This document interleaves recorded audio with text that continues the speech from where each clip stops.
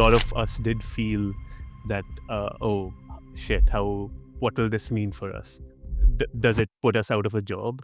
AI is a set of averages. It doesn't give you the best suggestion. It gives you probably what works for uh, the average. What does your job actually consist of? As a designer, I've often felt a lot of people don't know what happens behind the scene or behind the screen in some cases. Have you ever presented them a prototype and you didn't get the reaction that you were expecting? Almost always. Really? Almost always we have been fundamentally surprised by how users, how people perceive what you have created, even if it has gone through a co-design or engaging interview sessions. So when you're an entrepreneur, you don't have to answer to anyone. That's not true. your business. It's not true. No, you have to answer to everybody you work with. I think you have to rise to so many occasions when you're a startup. What's the worst thing about being an entrepreneur? Nobody tells you the amount of other things you have to do as a startup or business owner. You're working on a project called Second Skin. One of our flagship project right now is Second Skin, where we're trying to develop almost the first of its kind wearable device, specifically for blue collar jobs as an initial target market. And the main problem that we're trying to solve is the problem of repetitive strain injuries that keeps a lot of tradespeople out of work. This is probably me taking on large tech in this statement, but I've had a gripe with large tech, big organizations charging way too much for technology that actually doesn't cost so much. Because Hello, everyone. Welcome back to episode 19 of the FMU Founders Mindset Unfiltered podcast. I am joined here today with a guest who is an interaction designer with 5+ years of experience in crafting unique experiences across both physical and digital realms. Earlier this year, he founded his own agency called Designkind International.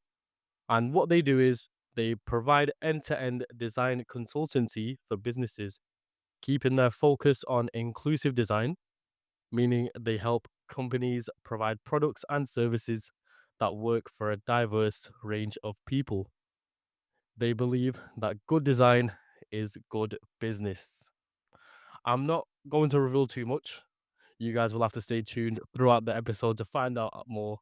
But without further ado, I would love to welcome Aryaman Jacob onto the podcast. Aryaman, it's lovely to have you join us today. hey, good to be here. Excited to get this thing started. In that case, let's get straight to it. Aryaman, tell us the 60-second origin of Designkind. What problem did you wake up wanting to solve? There's a large push from governments and the general industry all over the world to get more inclusive design practices into not only the government but into the private sector. And after completing my master's from the UK, I realized that this is a really good time to start a business in design, not only that tackles problems for digital solutions, but also physical product design, because that often gets overlooked for the inclusivity part. So, with my background in both product design and digital skills, I thought this would be a good blend of both, as you said, physical and working in digital and physical skills. And here I am.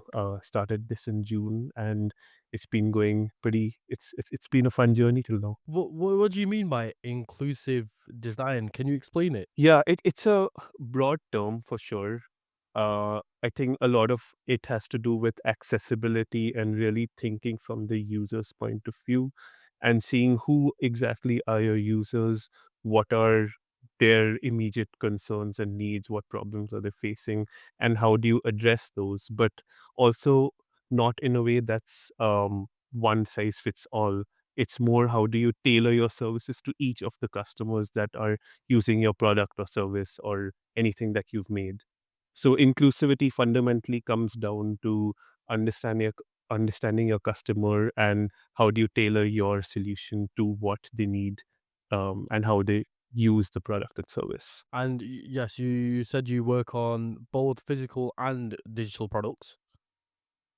Out of out of physical and digital, which one's harder? Oh, that depends honestly in what the challenge and product is. Um, I think what's more exciting, however, is for me is product, doing physical product design, because it just adds this layer of physical interaction that often gets overlooked in the digital space. Like, what's the tactile nature of this product? How does it make you feel? What does this product in front of me evoke in me emotionally? And those are some things that really speak to me in terms of process and innovation. And that's what I hope to do through Designkind as well. So in all the projects that you've done so far, both physical and digital, what's been your hardest project? Uh, that's an interesting question. I think there's there's nothing that's hard or easy in this space. I think design is a space that transcend that can work along any paradigm, any kind of process. It's just that there's certain different challenges in understanding what space you're working in. So if you're able to crack that, say it's the legal domain or say it's the medical domain, if you're able to crack what space you're working in, what's the system like, what is it that you have to solve, I think your work becomes infinitely easier. Now you're an interaction designer and you've got quite a lot of experience in that industry.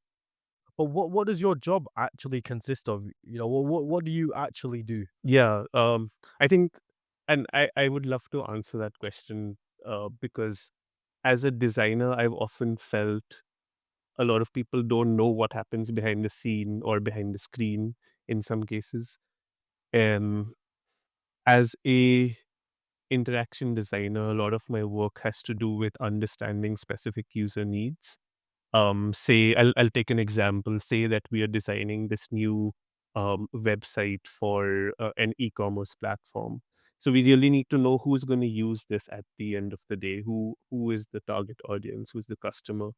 And what are they looking for in such a platform? What do they want to get out of it? Is it just a simple sales platform, or is it something more that they're looking for gifting, for example? Like, is then the platform fundamentally changes from just selling platform, but it's a more holistic gifting platform. So understanding that, we as a interaction designer, I think we do a lot of research beforehand in us understanding the customer, getting to know what works for them, what doesn't work for them, what's their environment like. Just because somebody wants another, just because somebody wants to buy products doesn't mean we make an app for them. It could be a different solution.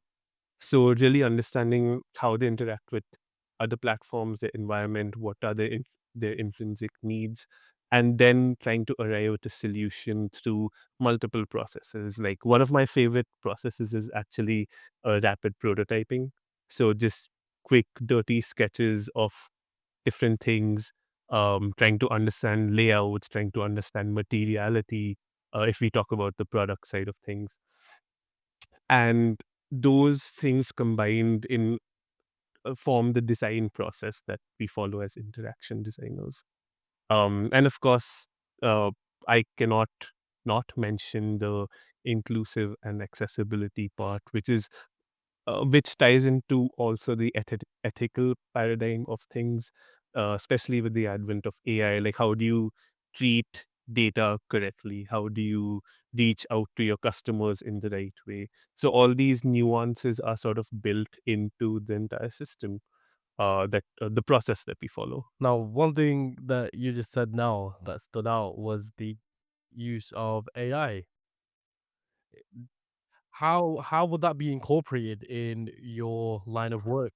Very interestingly, in one of the projects that I'm doing right now, we've been exploring AI as a companion to designing.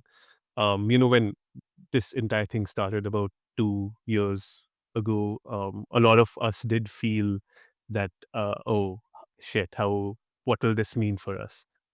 Does it put us out of a job? But I think more and more we've been exploring how it acts as our tool for efficiency. And we've really noticed that a lot of our basic tasks, it could be for layouting, for example, or for quick ideation. It's really good if you want to just create multiple ideas very quickly. Um, it's good for summarizing and sort of synthesizing certain information and research insights. That's also it's proven itself to do really well. But one big thing that it's still not able to do, I'm not saying it can't do it in the future, but till date it's not able to do really good detail oriented design that we can put out in front of people, especially related to maybe larger enterprise systems or clients that are have a lot of data with them or have very nuanced interactions. So it's able to understand simple things and able to produce simple things. And at the end of the day, we do have to realize that AI is a set of averages. It doesn't give you the best suggestion. It gives you probably what works for the average. Now, the thing about AI is that yes, it can do a lot of good if it's used well, but a lot of people have a negative views on it, and that starts to affect your brand as well. What do you say to that? It depends on how you're using AI. I would personally never use AI to generate an image and put it for commercial reasons. If I'm generating an image to just have an idea come to life, maybe. But I feel there's a fine line between using AI ethically and for the right purposes versus using AI for um, not giving credit where credit is due. I think a lot of people, especially in the art industry, had that problem fundamentally that a lot of AI was trained on their artwork and data, and they don't get credited for it, which I feel is unfair. Without a doubt. Now, with your line of work, it seems like there's a lot of research that needs to be done. A lot. Would you use AI to do that research? Yes and no. There are parts where we will use AI for it.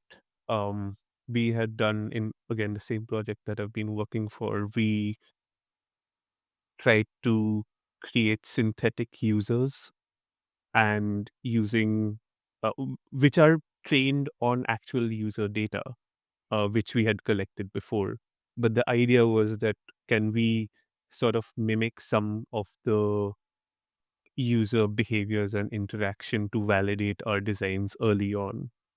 And in the entire design process, one of the key things that sets, I guess, a designer apart from maybe an engineer is that you validate and test early on and multiple times to really check if your idea, if your solution, if this button works the way it's intended. And what that does is, and how we implemented AI is to really validate some of the designs based on certain personas that we had established over a period of time. So yes, it does help for certain things, but what the end all result is not based on purely AI. It will have that human touch. It will have the human connection behind it somewhere. Now, staying on the topic of research, can you talk me through the project process from the research to the launch of the product? My favorite part. um, Even before the research, actually, we have these initial calls with um, maybe this important stakeholders of the project, or who the maybe a company has reached out to us to work for them. And we need to know that what are we fundamentally going to achieve. And this is not that we think about a solution in that first call, but we need to know that one, do they know their users? Do they know who they're designing for? And two, if they do know, then what is it? What is the problem that we're gonna solve, or what is the new innovation that we're bringing to this world? Um, or sometimes the project may even start from a research oriented, like one of the projects that I've been working on, that started as a research project looking into musculoskeletal problems and how can we design certain solutions for them. And only by speaking with the users during the research phase was I able to understand what exactly are their pain points. Is it the weather that's affecting them? Is it the weight of products affecting them?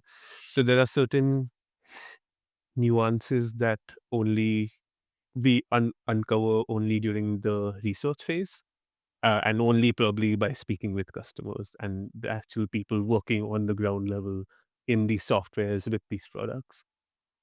After that, I think I've mentioned the prototyping phase. So it sometimes runs parallelly where if I have just spoken with a user and I have the spark of idea that, hey, if we do something in this particular way, it um might spark some kind of joy in them, or it might spark some kind of realization in them.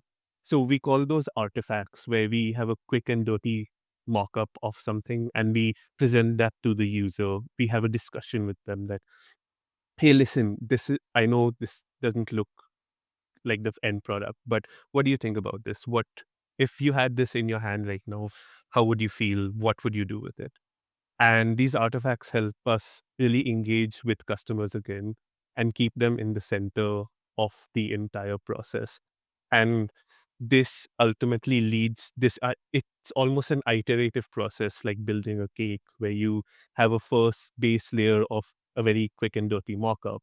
Then you add a layer of understanding and insights. Then you build on that until you have the full cake in front of you. And then you, of course, polish it off with some really nice frosting and everything. The marketing part goes out.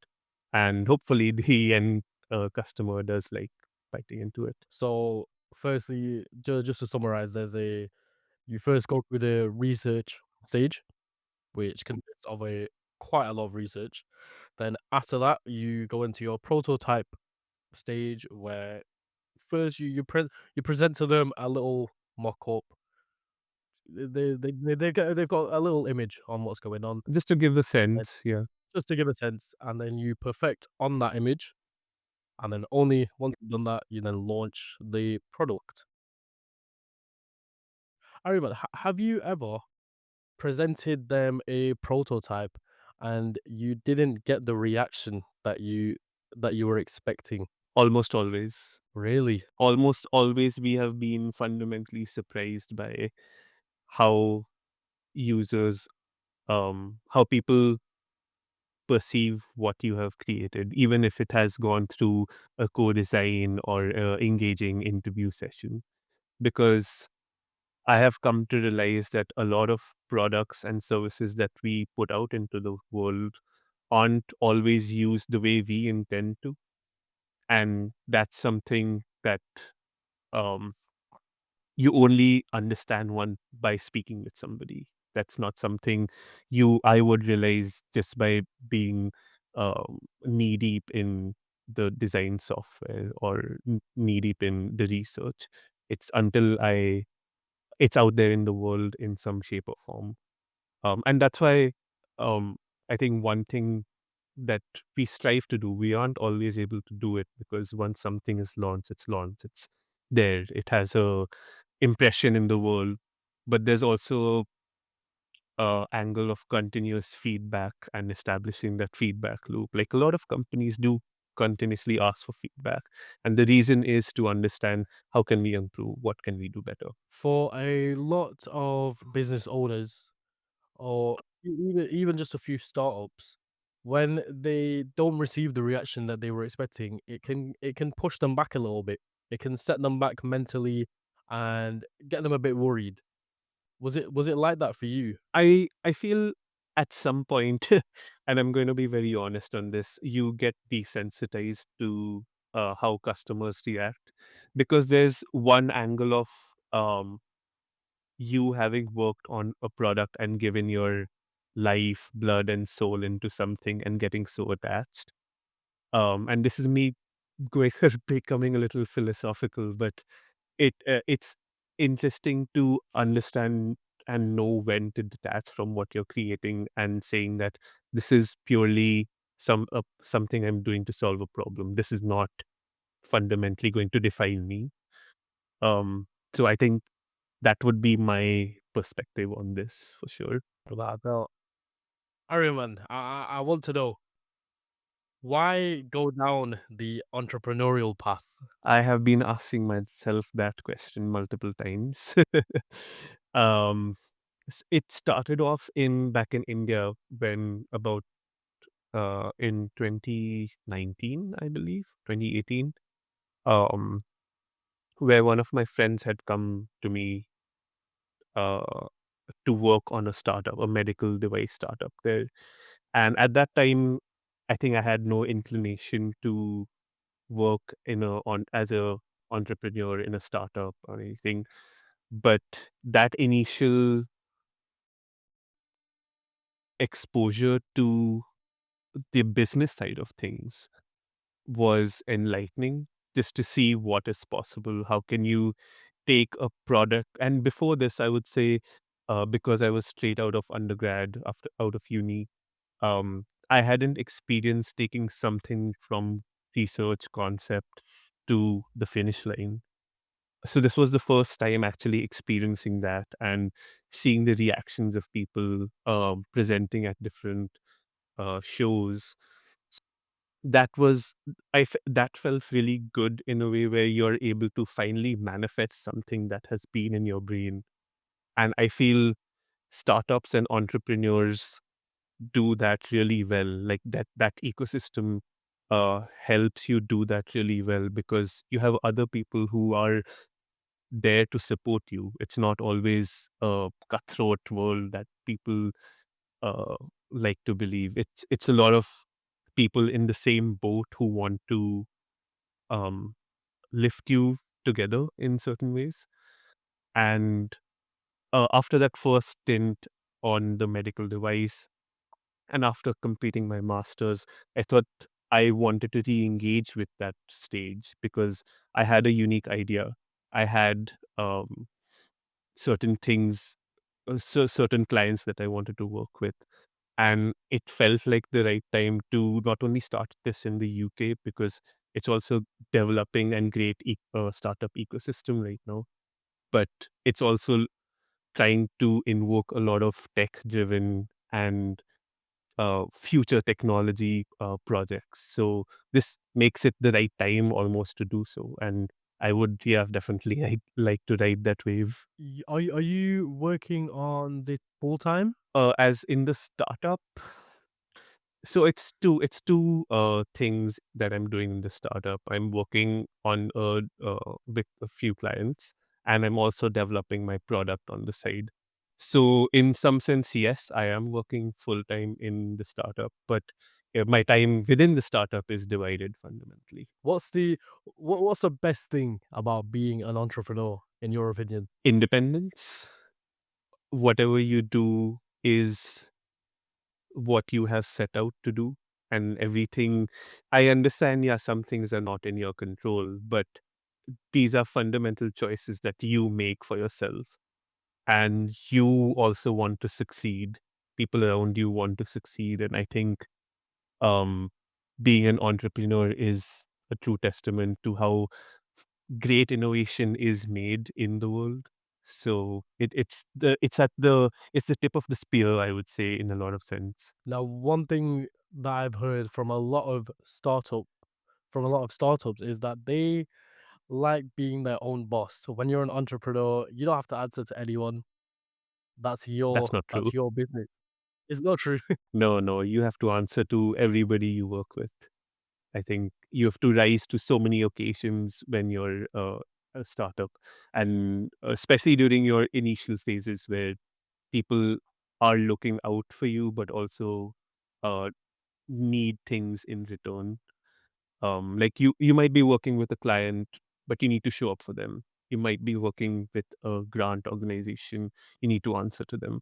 So yes, I understand the joy in being like, yes, I am my own boss, I can do everything. But but the truths are very different. Now, on the contrary, what's the worst thing about being an entrepreneur? Um, what's the worst thing? Nobody tells you the amount of other things you have to do as a startup or a business owner. I have had to learn so many things for business from a business point of view, not just the design part of view. I've had to learn so many things from a tax point of view, and all of these things aren't sexy in any way. Like you won't talk about this in a conference, saying that, oh yeah, I reached out to this tax organization to do my tax. You'll be talking about the cool stuff that you're innovating on, but um when you're starting off, these are like your building blocks. These are your pillars that keep you going for the long term. It's not glamorous, it's not in the spotlight, but it's like the crew working behind the set that keeps the show going. As an entrepreneur, there'll be times where you start something and it doesn't go as well as you expected. And at the end, it might end up in failure. I've seen that this isn't your first rodeo as a business owner. You co-founded a company called Designer Sharet. Forgive me if I pronounce that wrong. First, first of all, what was that company? Yeah, like I mentioned, I was working with my friend after uni. So designer Sharet was our brainchild, where we were trying to create a medical device for um, diabetes, diabetes medical medicine storage, specifically for insulin in areas where there's a lot of temperature fluctuations, and it affects this kind of temperature sensitive medicine medication. um, we started in about 2019, and in 2020, early 2020, we'd gotten incubation and everything. But in March, COVID struck, and a lot of funding, a lot of organizations just dried up, um, almost ghosted, in a lot of sense. We still created a final prototype for sure, but it was challenging at that moment because we were also fresh out of uni. We didn't have a lot of savings. We didn't have a kind of bearing that could back us. So we that was put on ice for a while both of us thought we'll upskill, we'll try to explore what the world has to offer, and that's why I think both of us also came for masters to the UK. I think for a lot of people during COVID time was their worst part of their business. But how come you didn't carry on with it after the whole COVID scene left? We might, that's not out of the realm of possibilities. um it's again my dipping my toes back into the entrepreneurial side right now um is trying to re-engage with that side that I left behind at some point. So I'm not done with it just yet. It may take some time to get back into designing that same product. Um, so never say never, as they say. Yes, of course. Now, if I'm not mistaken, you were doing that for I think for just over 4 years? Or maybe The 3 startup, yeah. just from 2019 to 2022 ish. Yeah, 3 years, three, four Oh, years. Yeah. 3 years. So Yeah. after that, you went back to an employer. Was it hard going from being the employer to being an employee? Initially, yes. Um, Mainly because in the company I was working with, they uh, they were working with a lot of international clients, and my role initially was of a junior designer who had a lot of maybe experience in startup ecosystem. And I was employed with a different organization before that, but had some startup experience, but not working on a large um, enterprise software or things like that. So it was definitely a large learning curve for me to know how to re-engage with people, how to negotiate in a different way where you're not negotiating for the business side or you're not really putting your product forward, but trying to sell a different product almost. So there are, l- luckily, the design field allows you to maneuver what you have learned into and fit different use cases. But it's just about how do you reframe then your own mindset? How do you reframe your own thought process to align with where you are in your situation? Aryaman, along with Designkind, you're working on a project called Second Skin. Tell me more about it. I would love to. That's the second thing I'm working in design kind besides the daily uh, bread and butter stuff. Um, this is a project that has stemmed from my master's thesis, where I was looking at creating um, future augmentation technology that can help support people in different workspaces, blue collar workers, electricians, warehouse workers. And fundamentally, I wanted to, in my master's, I wanted to create technology for good and in an inclusive way. And I went about it in a systematic way of using co-design, using user-centered design to create, really understand what people need from technology. So it's not just that I suggested, oh, here's a wearable device. I really heard, okay, where are you facing problems first? What is your main challenge on a day-to-day basis? And using that information, I, again, like in the design process, you create certain prototypes, you work with the people, and in that process, a wearables device, a wearable sleeve specifically, was born. And again, that again went through a certain refinement, understanding of where it's going to be used. One thing very interesting, and I would have never probably understood this if I was just working on my desk all day, is people said, a lot of people working in the Highlands specifically said this, that they work in the cold weather a lot. The temperatures are really down in the negative degrees. And if they have to work, especially as a small business, who they might be the only employee there as an electrician, for example, their work, all their daily earnings depend on them. And for whatever reason, because of the cold, because of repetitive strain injuries over a period of time, if they're not able to work, that's a big hit on their business. That doesn't allow. It can mean thousands of pounds lost for them in a year, and that these are again numbers and specific use cases that I discovered only by speaking to the electrician who would come to our accommodation to work with, or the warehouse worker who works in Little, for example. Um, that led to the design of Second Skin as it is right now.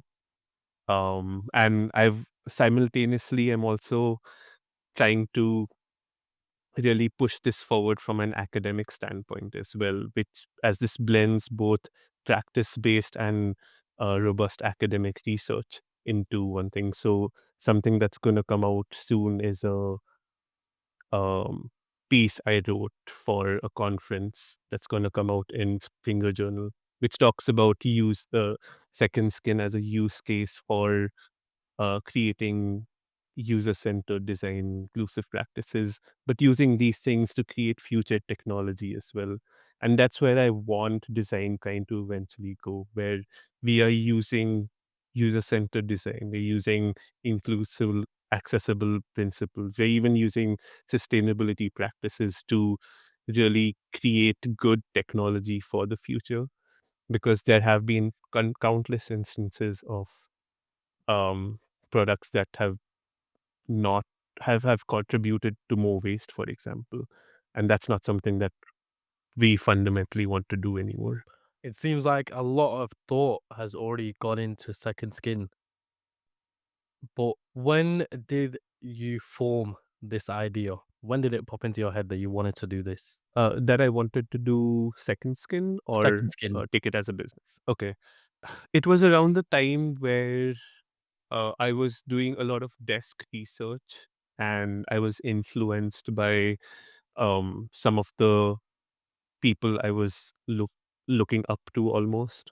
So there are a lot of interesting organizations in the UK and US as well that create low tech but high impact solutions, and they use technology in a way where it might be addressing just one specific problem, but it's designed so well that it does that one problem really well. And this ties back to the same fundamental principle of you can't design one solution for everybody. So you need to really think about how you're including your user in your designs as well. So when I was going through some research, and we often take inspiration for our work as well. You're like, okay, what's out there? Can I go to this conference and see what other people are doing in the field? So there were uh, while I was doing this master's, there's this entire movement that's going on for wearable technology. Like even your watch with some bit of tech is a wearable technology. Rings are really popular and have gotten really popular over the years. And I thought that would be an interesting market to tap into right now, because it's also a growing market with um, a large space for newcomers. It's not blocked off like maybe a large e-commerce platform where there are multiple big players already, established players. Um, so that's the thought process probably behind thinking about it as a wearable device for second skin. Now, your research focuses on, as you said before, electricians, blue collar trades, and repetitive strain. Would this solution be an affordable piece of equipment for them? I definitely want it to be, and the idea is that um, any kind of trades business require protective gear to be worn um, daily, if not regularly. And the concept is that this acts as part of their protective gear, the PPE kit that they wear on a daily basis. So that this doesn't feel like it's a separate thing that they have to do, but it's almost part of the jacket that they're gonna wear, or like a add on to that.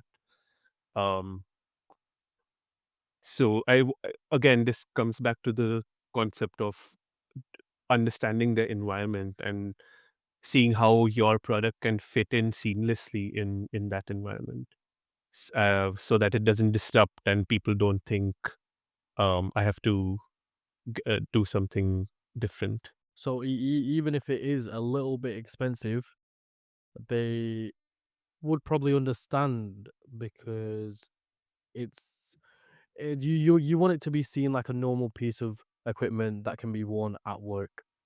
So it's an investment in a way. It is definitely an investment, but let me ask you this: how expensive do you think it would be? But so I've seen the prototype, and based on that, it looks quite complex. So I want to say it might be on the expensive. I can't give a number, but I think it's more on the expensive side.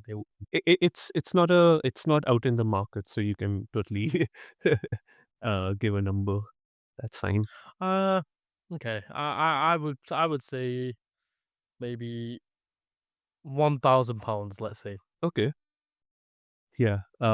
It's not going to be that expensive because the Okay. tech used in it is actually not that expensive. It's Yeah, I won't give you a number, but it's not that expensive for sure. Um, yeah, and again, you're right. It is going to be an investment, but it's most likely going to be one time expensive. Would you rather spend less than £500 for this one time thing that will sort of help you proactively manage something? Or are you okay losing £5,000 in a year because you had to take like a month off for not working? Those are those are your options. Which is why we were saying before, it's an investment. It is an investment. The reason why I said 1,000 is because wearable technology nowadays, for example, we have the Meta glasses. They are incredibly expensive, but it serves it still serves a purpose. Maybe not the purpose that you guys are doing, but it still does. What do you think of the Meta glasses being that expensive and I've had a gripe with large big tech organizations, and this is probably me taking on large tech in this statement, but I've had a gripe with large tech, big organizations charging way too much for technology that actually doesn't cost so much. Because what you're essentially doing is thinking more from a business point of view. You're not thinking for the little guy. You're not thinking for that one little shop in Aberdeen, for example, who might also benefit from Meta glasses. Honestly, like if I have access to Meta glasses, it will be really cool. Maybe it will help me do my work better. Um, and that's where maybe AI has been able to affect um, the market a little differently, where it's sometimes more affordable. There's a free version, everything, but there are these challenges with physical devices where you charge such a large premium on it and just cut off an entire market. And that's where I think my company wouldn't want to do that, because inclusivity is a fundamental principle in our thing, in our organization. So that's definitely not something that you're allowed to do. of course. Now, Arima, let's talk about this prototype sleep. It contains heating slash cooling elements. It contains, and also forgive me, I'm definitely pronouncing this wrong, piezoelectric fabric and strain sensors. Firstly, what is piezoelectric fabric? It's a experimental technology that is able to um it works basically where it's able to harness the kinetic energy of movement. um and the concept is what you are also seeing as a conceptual model. um what it's able to do is, and what the idea is, that because there's a lot of movement in the arms, upper limb specifically, there's a lot of elbow movement. Can we harness that energy to power the sleeve itself? Again, it's a conceptual model. uh, those things haven't been tested just yet. But the concept is that this integrated system would not only the sensors, the heating and cooling technology, all these are based on sorry, the heating and cooling technology is based on what NHS actually recommends for as a therapy for repetitive strain injury, based on the type of pain. The sensors would allow you to monitor, and maybe even it can be part of this ecosystem that your employer might get some anonymized data. And Pfizer Electric, or even supplemented with batteries, is able to power it just enough so that it eases the tension and pressure that you're feeling. I've never heard anything like this. I think this might be huge if you can pull it off, without a doubt. I hope so as well. So if there's anybody who wants to help me out there, Yes. And now the sleeve also uses heating and cooling. Tell me the science behind that. so when we get injured, it could lead to inflammation, or it could be a more deeper muscular injury. And one of the things that we on a normal day to day as well is do a heat compress or cold compress. Um, so fundamentally, maybe for the second sleeve, what I would probably want to do first is do heating, because that's proven to be more soothing and better for the muscles to relax them. We're often also told to have a warm bath after a workout, or sometimes do cold plunges, depending on what exactly the body needs. So, but typically when you're faced with a repetitive strain injury or musculoskeletal problem, what happens right now is you have to wait to see the medical examiner, or you can buy um, pills off the counter. That'll probably temporarily ease your pain, but in the long run, it's not going to help. And heating, using a heating pad or using the second skin can essentially help you address that proactively. Now, will this product be medically backed? Yes, that's something I'm in talks with right now, specifically with people who are working not only as medical practitioners, but also rehabilitation therapists, because uh, they fundamentally work with patients much more who need to get back into work, and what are some of the things that how do they address these challenges as well. So it would be good to have those perspectives inbuilt as well. I'm very curious. What's the game plan with Second Skin? Are you gonna sell this product as a B2B, um, that other businesses then can sell onto the blue collar workers, or are you gonna sell it as a B2C? um I would like to target B2B models first, uh typically because a large not larger businesses, but businesses are responsible for protecting their employees, specifically for medical stuff and health related issues. And what this would allow a second skin to do is be in a workplace environment where the responsibility is on the business. So it's more valuable for them to invest in a product like this, which will proactively help their employees work for longer. In some cases, may also aid in recovery to get their employees back in time. Um, but I do want to eventually also look at B2C models, because there are a lot of small businesses, um, and we know that UK is a country with a lot which is built on small businesses. So I do want to target them um, at some point during the phases. Ariman, how are you funding this product? It's self-funded for right now, but I am actively applying for grants, incubation, and um, angel investments. But yeah, these are the three avenues I'm rigorously working on right now: multiple pitches, multiple business models, and marketing decks. Yeah. Now, do you think that if you don't get the investment that you're looking for, will this dream still be alive? I I want to push it to a point where I know it can't be pushed further.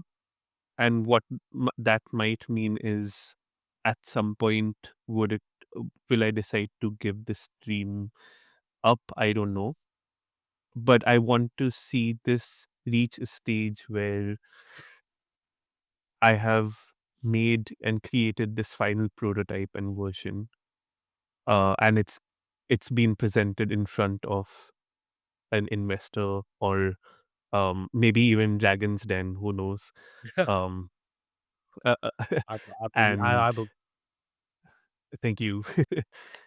So I would say I will continue to push on this as much as I can, because I also believe in this. This comes from research. This comes from a place of knowing what is wrong, and this comes from a place that I'm I can I have an expertise in this kind of design. So I'm looking to get it in the right place with the right team as well. So, and I think if with that kind of mindset, knowing what I need to fill the gaps in that situation, I think it will definitely reach the light of day somewhere. So as long as you do as much as you can, let's say hypothetically, even if the product fails, if you do as much as you can, then you have no regrets. At some point in your life, you need to say that, yeah, I can't have regrets. um, and you learn from the failure. From this first startup, I learned certain things that I am trying to implement in this. I learned ways of business negotiation.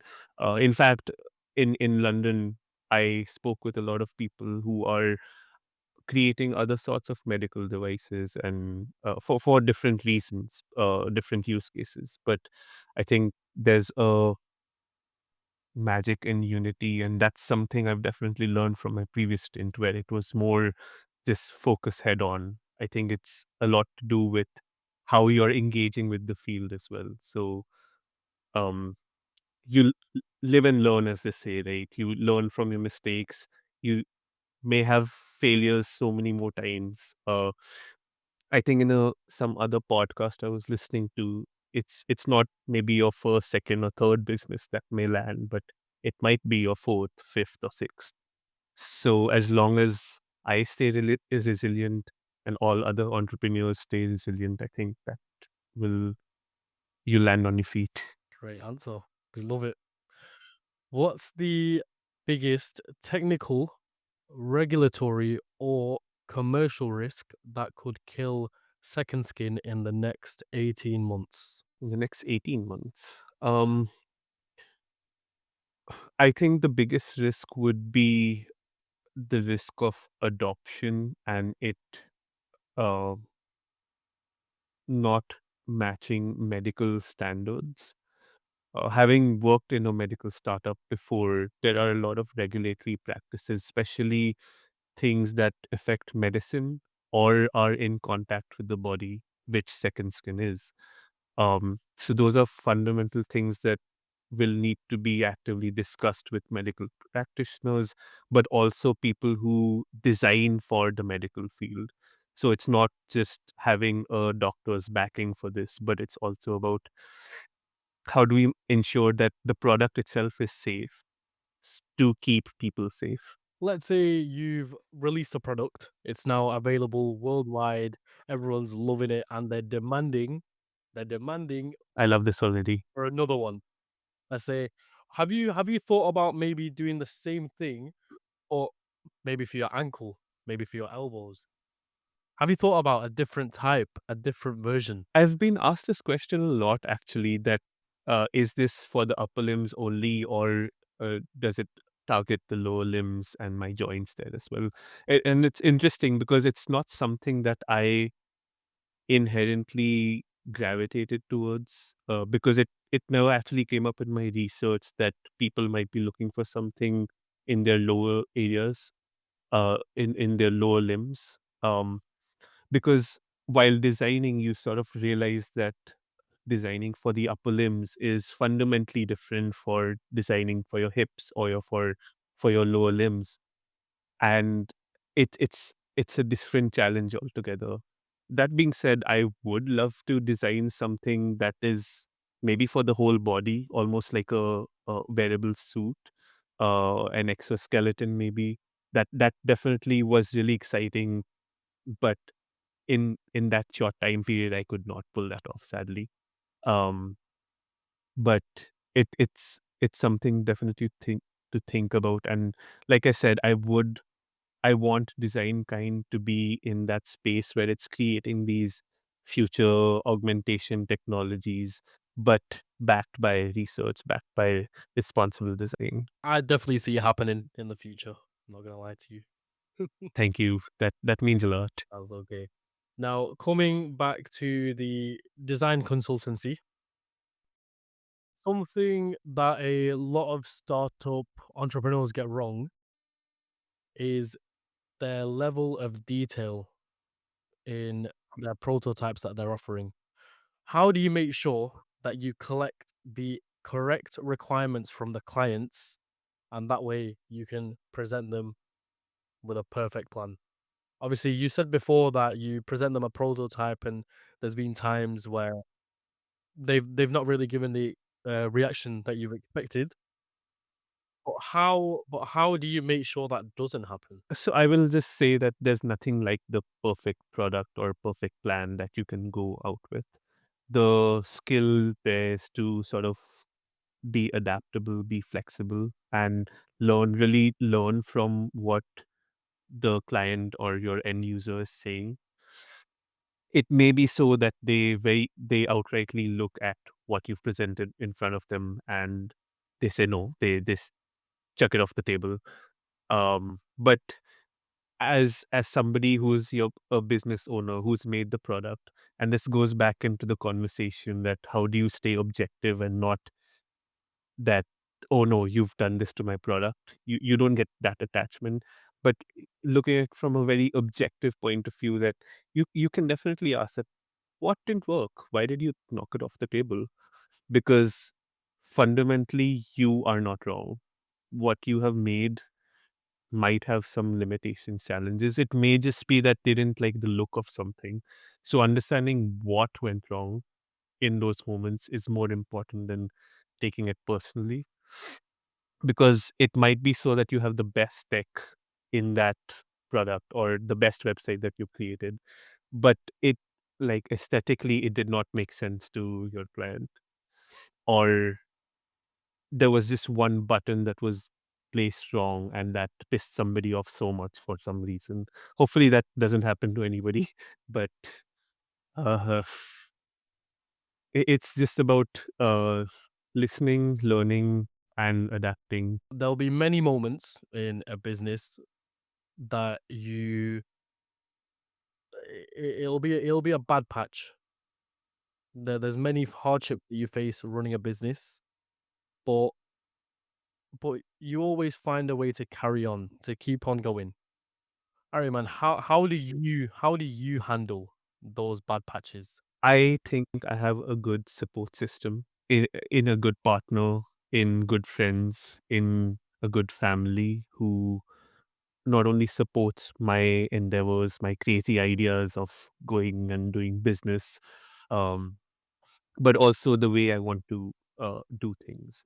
And they may not always understand what you're doing, and that's okay because there's some things that just are so in your head, but sometimes you're not maybe able to articulate it. But uh, having a good and solid safety net definitely helps. But also, I think for me, very specifically, uh, inculcating habits that ground you and center you is really important. And that could be in anything. It could be going to the gym, having that very regular schedule of the gym, or having time to play games with your friends, for example, um, or even making time for yourself to get that coffee outside because you want to reward yourself.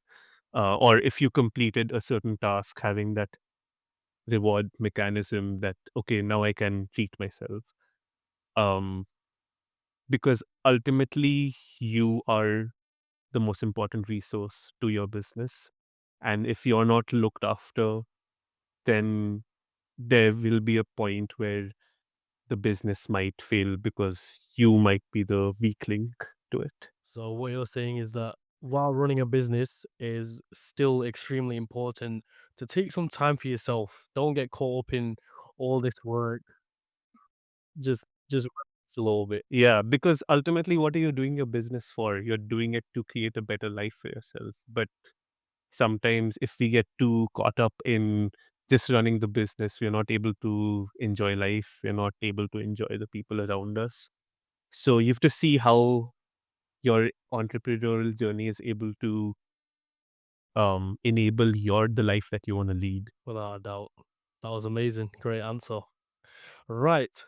Aryaman, I'm gonna give you 2 minutes to do something for me. I want you to pitch your business to the audience watching at home. You know, explain exactly what design kind is.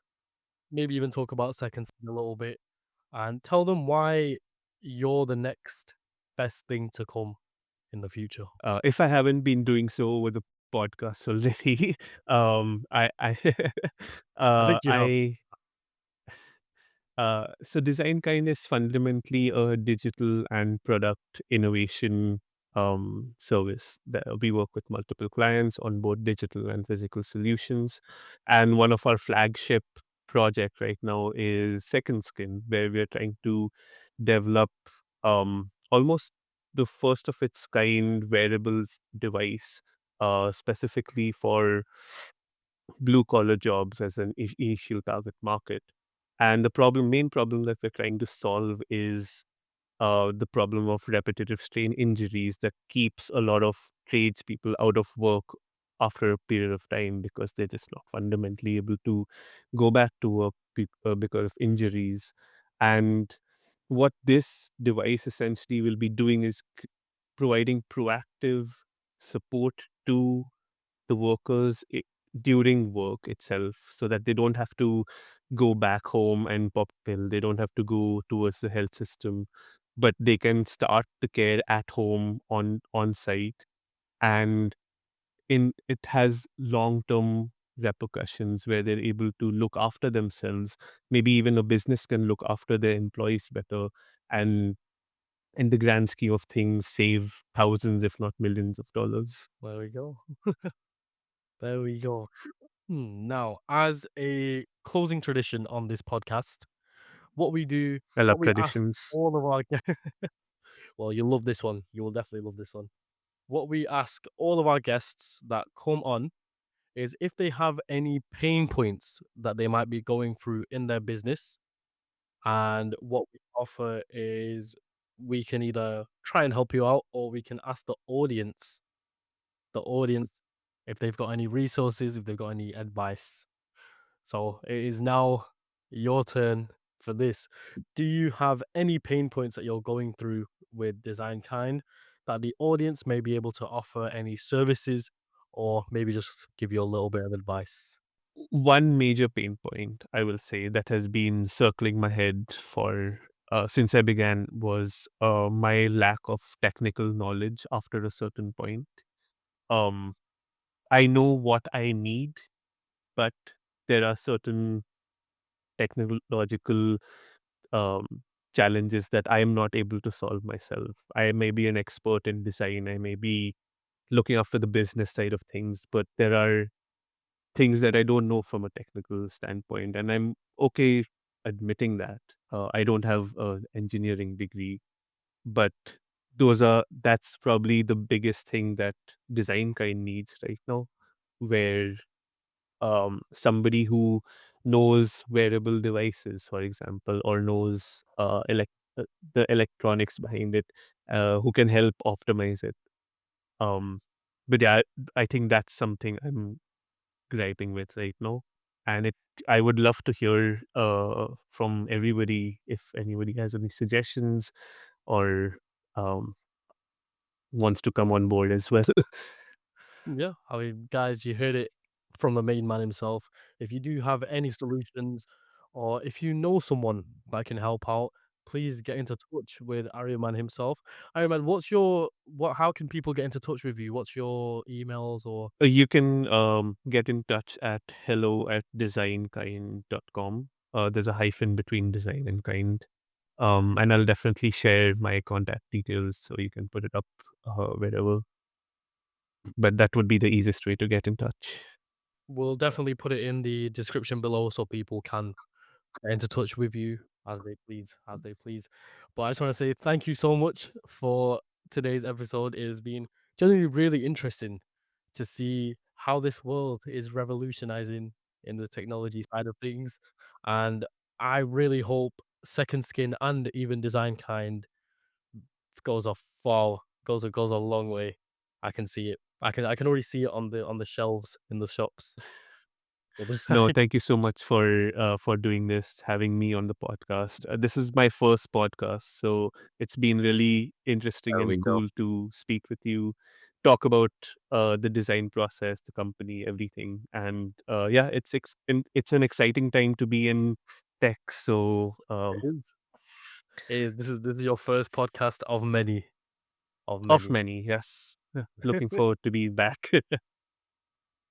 Now, just to the audience at home, we're actually doing something a bit different.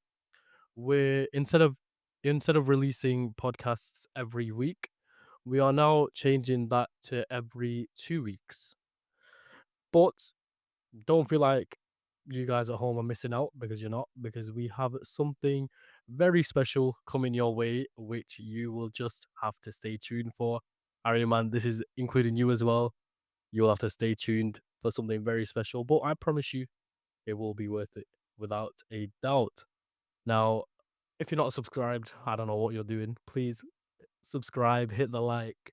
If you're not a YouTube listener, listen, we're on Spotify, we're on Apple Podcasts. You've got endless choices. It's a win-win. It is a win-win. But thank you so much for listening to today's episode. Ariman, once again, thank you so much for joining me today. It's been a Thank you for pleasure. having me. Thank you. And we will see you guys for the next one. Thank you so much.